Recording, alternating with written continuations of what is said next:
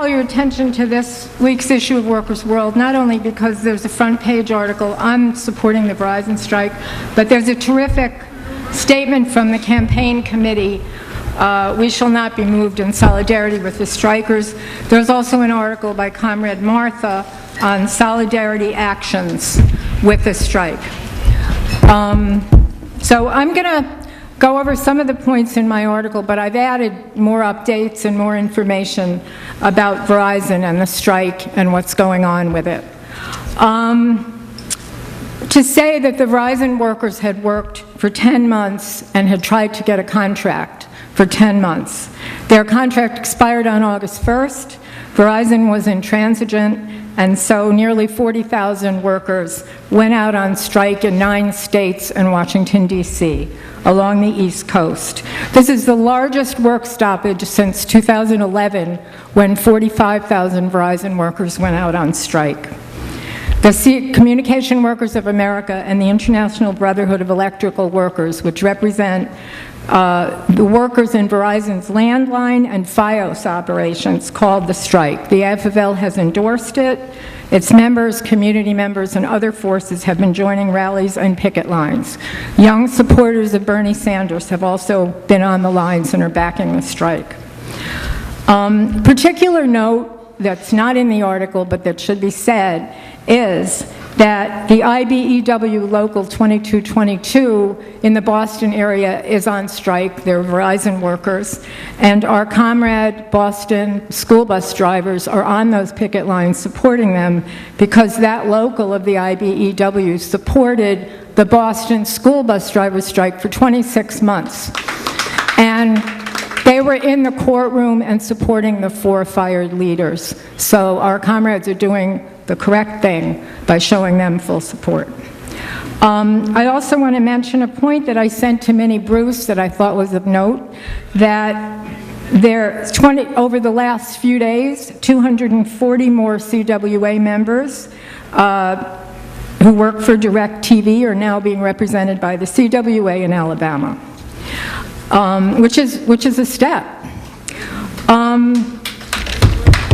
We want to say that I think this strike has a lot of potential at a time when many sectors of the multinational working class are already in motion, especially lower paid and oppressed workers. Those in the Fight for 15 campaign, at worker centers, fast food, and big box stores. This strike could spark an even wider struggle. I want to read something from the election campaign statement. Which says that a victory for CWA and IBEW will help everyone fighting for jobs with decent wages, benefits, and conditions, and for a decent life free of bigotry and racist violence. For a complete victory, of course, we must get rid of the capitalist system of wage slavery. I think everybody should really read the statement. But what's at stake for these workers? What is so fundamental and such an attack on their lives that they felt they had to go on strike against this monolith, which is number 15 in the Fortune 500 list of corporations doing well in the US, making good profits, number 15. So these workers were pressed to the wall and they went out on strike. Job security is the issue. It's about preserving good union jobs with livable wages and decent benefits, gains that these organized workers have won through struggle for years. In the last decade, Verizon has cut its labor force by 40%. And I'm looking up statistics. In the year 2000, when they went out on strike, they had 80,000 workers. In 2011, the strike had 45,000 workers, and now it's 39 to 40,000 workers in the unionized workforce. Now, in 2011, they went on strike to protect job security, and to protect cuts in pensions and health care and a lot more. They walked out for 2 weeks. In 2012, not having resolved this, the federal government intervened, mediated a contract, and then many of the workers were dissatisfied about it. I know about this firsthand because As many comrades have heard from me, I've had problems with Verizon service for years, so a lot of technicians have been at my house fixing it. And I talked to a couple of them, one a leader of the strike in 2011, several times. And he told me that that contract took away health care benefits, and it took away traditional pensions and turned them into 401ks for all new hires. He also said that the older workers, Verizon's trying to push the older workers out who have a lot of benefits and seniority. He said that he was being pushed, the older workers were being pushed to retire by December 31st of 2012, or they would lose a lot of their health care. So a lot of them had to leave, had to retire. Also, another worker came to, also fixing my system here. He said his wife, under the net contract they got, his wife was pregnant, they were paying thousands of dollars in medical bills. Under the old contract, they would have paid nothing. But at the time, CWA Local 1101 put up a long message at their website asking workers not to agree to that contract, or said they'd go on strike again. The top union leadership wiped out that website. They just took it down.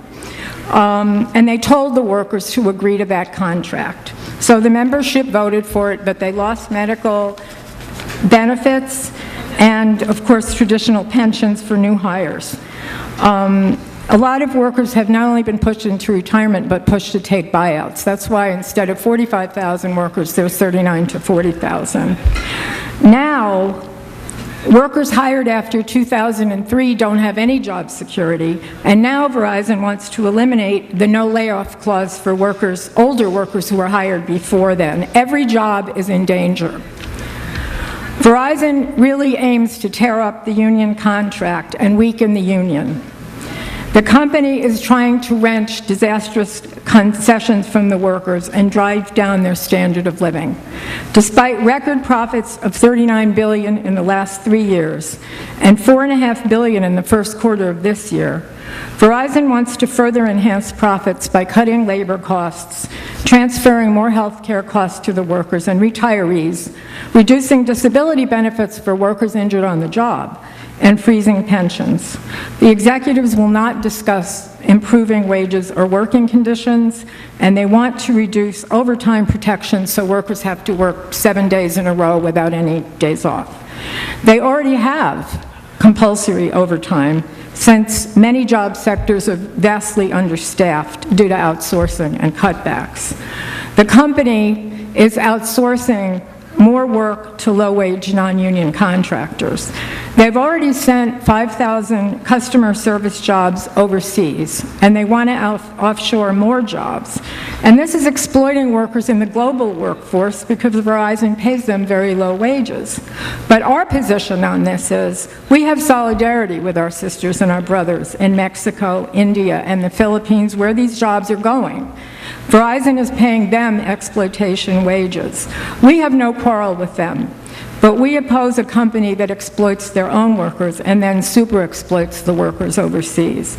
We call for solidarity with all the workers, and we say all workers at home and abroad should all have good union jobs with benefits. Now, Verizon plans to close and consolidate more call centers, causing layoffs or compelling workers to travel long distances every day. One New Jersey center workforce was reduced from 2,100 to 900 jobs, and calls go out of state or out of the country. Some centers have only a handful of workers. And I just want to say, when I was going through all my service with Verizon was cut off for 2 months in the summer. And I would make a call to call Verizon. To get an appointment for someone to come and fix it. I would get somebody out of the country who would say, I can't help you, and they'd get me somebody in California, and then that person would get me somebody in New York, and it would be an hour on the phone of being put on hold and then cut off. So I gave up.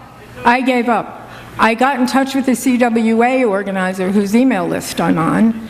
I emailed him, told him what was happening, and what had happened for 2.5 months. The next day, a technician was there and fixed it. So a little union, and I told them, I had written articles in support of the strike the last time, so they came, they fixed it, everything's been fine since. So I should have thought of it 2 months before that, but anyway. So another thing Verizon is doing They're so sneaky. They are violating Article 8 of the union contract, which forbids relocating workers. Now they want to relocate workers up to 80 miles away from their current work sites for 2 months at a time, without warning, no right to refuse, disregarding seniority and family ties.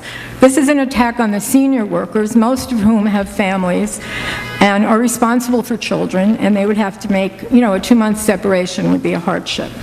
Verizon wants to set up a smaller traveling workforce, a hit-and-run squad of technicians that can be sent anywhere, anytime, to build FiOS networks and then move on to the next work site. This is a key issue for the workers. Their unions repudiate job transfers. Moreover, when you think about it, dispersing workers like that, a few here and there, that dilutes their collective bargaining strength. Now, Verizon workers are also angry that the company has stalled on its pledge to build FiOS while terminating the workers who install it. They have violated cable franchise agreements to set up FiOS throughout New York City and Philly, leaving millions of people, especially in low-income African-American and immigrant communities, without it. I don't know if you saw the article in the Times a few months ago. There's a woman living in Bed-Stuy. She's been waiting for FiOS for like 2 years. People in Co-op City don't have it. There's areas of Harlem and the Upper East Side in the Latino community that doesn't have it. I mean, there's, it's outrageous. But FiOS brings in a lot of money for Verizon, yet they don't want to put the money into installing it in all the communities, and they've obstructed repairs of the old copper network, leaving many customers with bad service like I had. The CWA says the company refuses to negotiate a fair contract with better wages and benefits for their wireless retail workers, even though many formed a union 2 years ago. These employees, whom Verizon says make high profits, are among the lowest paid workers in the company. And Verizon is putting a lot into the wireless sector, where most of the workers aren't union. If a union member at Verizon earns $60,000 a year, the wireless employees earn about $36,000 a year. There are now picket lines outside the wireless stores, and a boycott is being encouraged.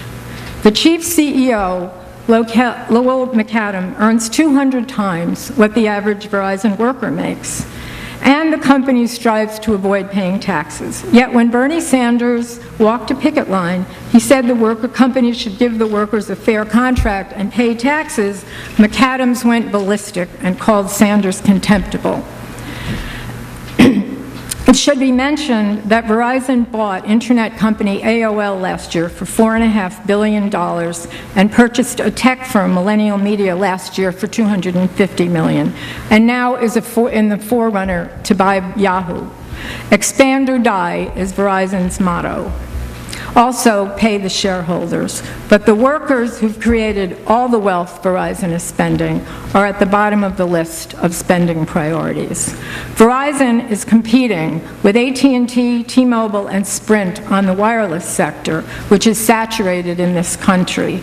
But Verizon seeks to expand its sales and grab more of the wireless market, but they want to have a much cheaper workforce, which means non-union. On the strike, just to also mention how fierce this strike is, on the second day, the CWA reported in 2 incidents that 3 picketers in Maryland were hit by cars, one driven by a Verizon attorney, one by a company manager. Also, the company is using thousands of strike breakers, but rumors are the service is bad, and the union says they can't do what experienced workers can do. The last news on negotiations is that on Tuesday, the unions met with Verizon and reported the company will not compromise and insisted that workers be transferred far from home for months at a time. Verizon has belligerently threatened to transfer technicians from Massachusetts to Virginia for 60 days if there is no ratified contract by May 20th. Moreover, the company is being so intransigent that executives are ignoring the union's offer of $200 million in concessions. When the union organizers met with Verizon on April 15th to discuss the contract, The company refused to negotiate, demanded even more onerous concessions from the workers, and walked out after 30 minutes. Now, this is important. The federal government is looking to intervene before the strike grows and solidarity broadens. But the mediation in 2011 brought a contract that was unsatisfactory to many workers. Verizon has said they want federal mediation, but the unions say no to that. They say no. They say it's a distraction to the real issue, which is Verizon's corporate greed. Their teams are ready to bargain, but Verizon is not there. Now, just 2 points. In its drive for greater super profits, Verizon is squeezing the very workforce whose labor has created all of their wealth and enabled the company's top 5 executives to receive $233 million of compensation in the last 5 years. The workers' labor has built Verizon, has created, produced, and upgraded all of its technology, and the workers are justly demanding what they deserve. Actually, they deserve all of the wealth because they created it. Yet Verizon is saying there is no such thing as a lifetime job anymore. This after the workers have built the whole company. The company sees a future with no wire lines and no unions. To refer to basic Marxism, we know human labor creates all value, all wealth, all profits. Even when there are computers and robots, it's human creativity and labor that created them. The capitalist crisis continues. The bitter competition for profits between corporations at home and abroad is intensifying. In this cutthroat scenario, companies scheme to do whatever they can to drive down labor costs. Due to renovations in technology, fewer workers are needed to produce more goods and services in less time at lower wages, resulting in a global race to the bottom for the working class and oppressed. The ruling class is waging a war against unions, aiming for a non-union, low-paid workforce without company-subsidized benefits. This is a threat to the entire working class. But the good news is that the Verizon strikers are lighting a spark for all workers. They are fighting for their jobs, and in the long run, for the rights of all workers to have good jobs with decent wages, benefits, and a union. It's time for all unions and other progressive groups to join their picket lines and show solidarity. That's it.